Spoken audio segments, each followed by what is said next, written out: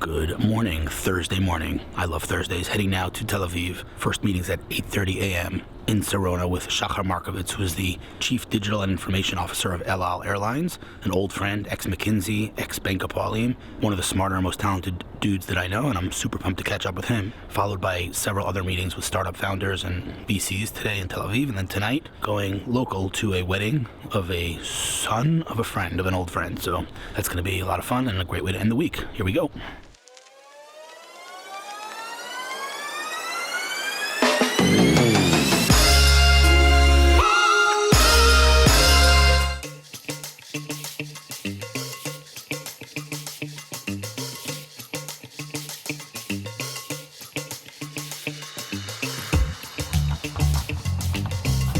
Made it to Tel Aviv. It was a parking lot kind of day. I was not in the mood to search Tel Aviv for parking for half an hour, so yeah, parked, heading to meet Shahar right now at Biga, my kind of favorite little spot here in Tel Aviv in Sarona, and a couple of meetings kind of back-to-back marathon in that place, so that's good and convenient. And then Memphis for lunch. It's gonna be a great day, and I'm super pumped to hear what El Al's up to, because they've been doing some good work lately, and Shahar's basically the man pulling the strings behind the scenes over there, so I love it.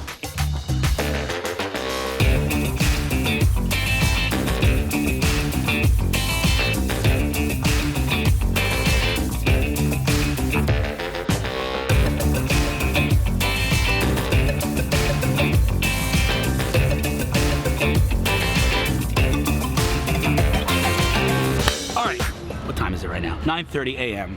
Bright and early meeting. By the way, do you always have early meetings like this? Yeah. You don't like most sleeping? Of the time. You're not a night. You don't. My kids wake up at 5:30 a.m. So forget about sleeping. All right. So I think, what is it now? Probably, I want to say like 2 years ago, maybe a year and a half ago. A year and a bit. It's only been a year? A year and a half almost. I feel like we're brothers from another mother. Yeah, exactly. Michael Bloch, the one and only, who maybe you'll see soon, maybe I'll be able to get him on camera, doubtful actually now that I think about it, is senior partner at McKinsey. And I make him, literally, I think easily 50 intros a year to people that want to meet him. He doesn't make me many intros because who am I? I'm nobody. But he no, said, because you don't need no introduction. all right, maybe. He said to me, there's someone you need to meet. And when Michael Bloch says I need to meet someone, I don't ask questions, and I'm glad I didn't, because whatever, a year ago, it feels like 2 years to me. Year and a half. A year and a half ago, I remember where we met, Shahar, who, you know what, tell me your story. Give me your background, 2 seconds, like 20 seconds background. What'd you do in your past? So I'm the Chief Digital Information Officer in El Al. Now? Yes, I'm responsible for IT and digital. I joined the company a year and a half ago. Okay. Before that, I was Chief Digital Officer for Bank of Pauline. When we met, I think you were 4 months in the job. Okay. There's your I know when we met. It was May 2018. Wow, it's impressive. So anyway, before that I was Chief Digital Officer for Bank of Pauline. Which is Israel's biggest bank? Israel's biggest bank. So if you use Beat, for example, Beat app, yep, one of my babies. Oh really? Yeah. Oh, I didn't know that. That's cool. And before that I was a partner in McKinsey & Company. So I've been there for 10 years. At McKinsey? Yes. 10 years? Yep. In New York and in Israel. You know, you look way too young to have been at McKinsey. You have good genes. Your parents look super young? Not today. No? You look like super young. Thank you. Can I ask your age? You don't want to talk about it. 43 in a week. Okay, so you are young. No, I'm saying you look super. You look younger than me for sure. My birthday is in a week. So. Oh, wow! Congrats. I was a partner in McKinsey & Company, working with companies all over the world. So I was actually a top platinum customers for El Al. I used to fly every week. Nice. When I worked in Israel, I worked with all kind of organizations. U.S., Europe, Australia. I even had to fly to Australia for projects. That must have been fun. Yeah, dealing with digital. I'm not doing that again. That was that's crazy. Too much. Yeah. Doing digital innovation, technology, and before that I was in a few startups in Israel.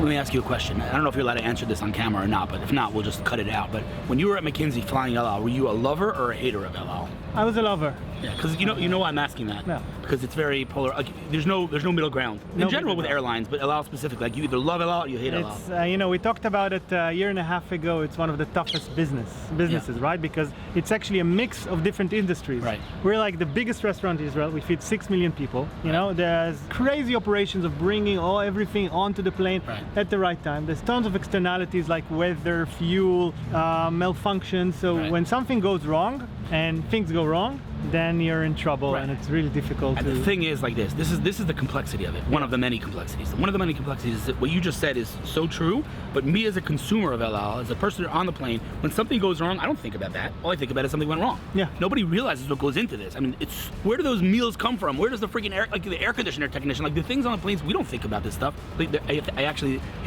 I meet people sometimes, like just, business meetings that handle like a certain little screw in the big system, and I'm like, wow, I never even thought about who manages that little tiny thing. So I told you about it. We had an engine malfunction in Boston a couple of days ago. Right. And we had to find hotels for 300 people at the night at one of the busiest times in Boston. October is the business time. There were no hotel rooms. So we have brokers that give us open hotel rooms. We said, I don't mind. We'll pay whatever the cost of the room. Just find us room. We could not find rooms for 300 people. It took us like 5 hours to find. That's insane. So people are getting crazy. Wait, so your official title in LL is Chief Digital and Information Officer? Yes. Okay. So what does that mean? What does Shahar's day look like? What do you do? What does that even mean? I wake up at 5:30 every day for my kids. You wake up every day at 5:30? More or less. Do you use an alarm clock, or you just wake up? My natural alarm clock. So my little kid is 1.5 years, and So that's my natural alarm clock. Right. But anyway, I'm responsible for all the IT in El Al. So all the regular systems, the system that's responsible for launching the plane, the maintenance system, the service systems, the infrastructure, cybersecurity, etc. In addition, I'm responsible for the digital. So the digital sales. We're the app, the website. The app, the website, the analytics, the customer experience. Really important. And I joined the company to basically do digital transformation. So upgrade all our digital assets, improve our customer experience, bring data and analytics, and improve the way we do sales and marketing, increase efficiency. So I'm focusing on mixing between running the business and running the IT and improving the regular system for operation. You have the hardest job in the world. I doubt it. You have a hard job. It's challenging. I'll call it challenging. Every time we take a selfie together, Twitter explodes. Like, oh yeah. Hello. I'm like, stop it already. Like, listen, here's the thing. But people also love it, right? Yeah, like the case that we talked about, right? About 100%. So yeah, I think I have a screenshot. Let me see if I can get this on the thing. Hold on one second. I took a screenshot this morning. So a friend of mine, her mom was on an El Al plane last week, and their I think sister had a baby, her sister-in-law had a baby, and she was in the middle of the flight and had no idea that the baby was born. So the El Al, I think you hooked it up. Some other people got involved. We connected with so there's actually Wi-Fi on board. Right, but she wasn't using it. She wasn't using the WhatsApp. Because as you know, we now have Wi-Fi. That's the post about this, and it got 45,359 views. I don't know if you could see that, but that's how many views it got. It went pretty viral because it's a cool story. You came over. What'd you do? What did the staff do? The staff came in with wine and basically told the grandmother that she's a new grandchild during the flight. I love it. And she loved it. We were just talking about that, and I know you know this. I'm not like preaching to you. I'm just saying it's true about any industry, but all the more so true about flight and airlines. Little things like that, like a glass of wine, right? It doesn't cost a lot anything.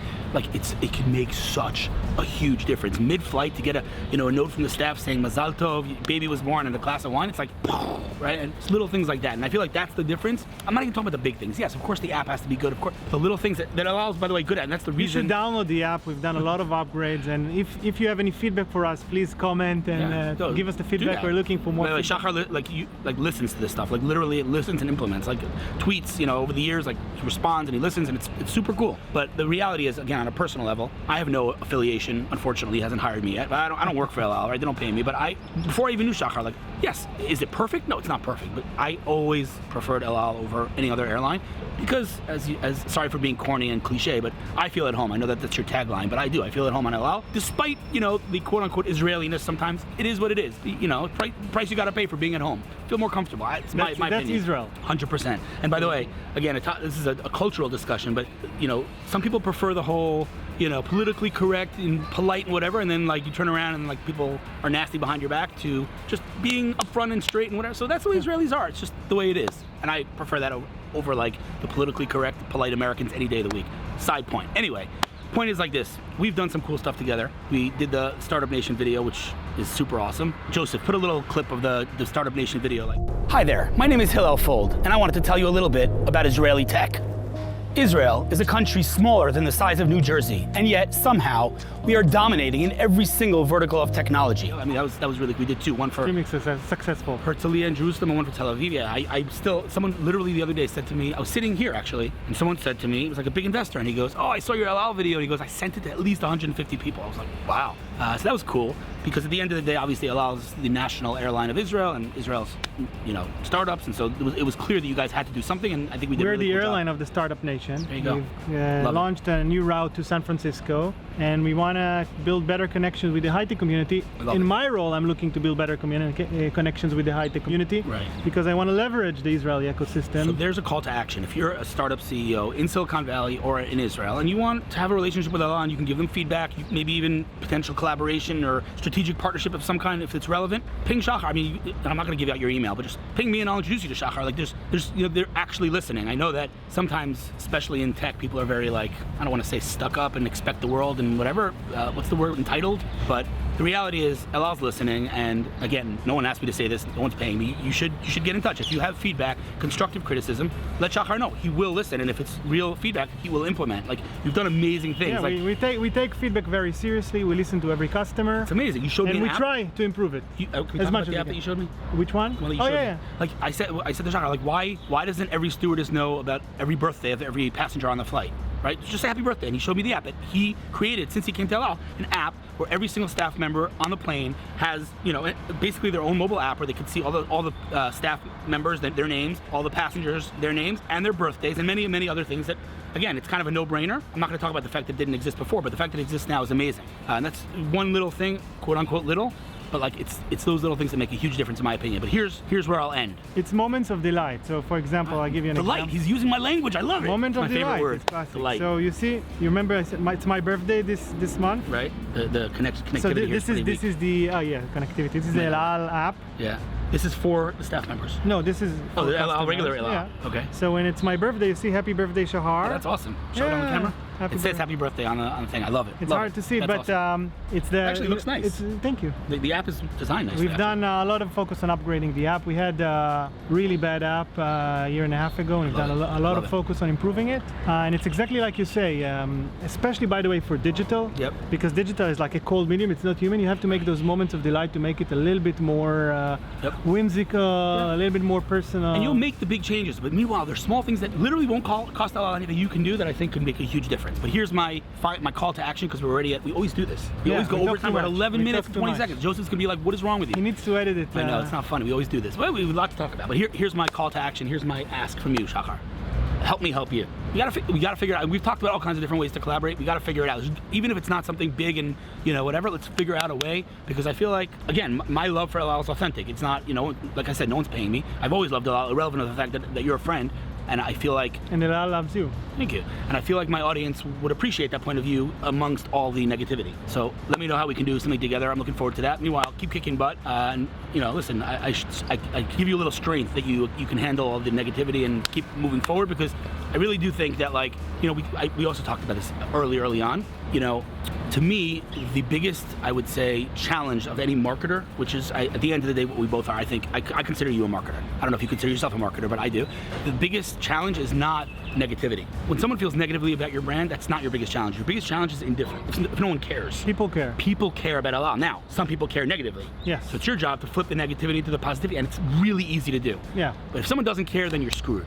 So I think you have a challenge, but I think it's a challenge that you can overcome, and let me help you overcome that in any way. But meanwhile, keep doing what you're doing, and I'm looking forward to. We should not wait another year to hang out. We don't hang out nearly enough. I know you're a busy guy, but still. By the way, making this meeting with you was like, oh my God. You're like you're a busy guy. No, because you're a busy guy. You're a big job. Shahar, fantastic to hang out as always. You. Michael, I don't know how I'm ever going to repay you for this intro, but it's like the most epic intro ever.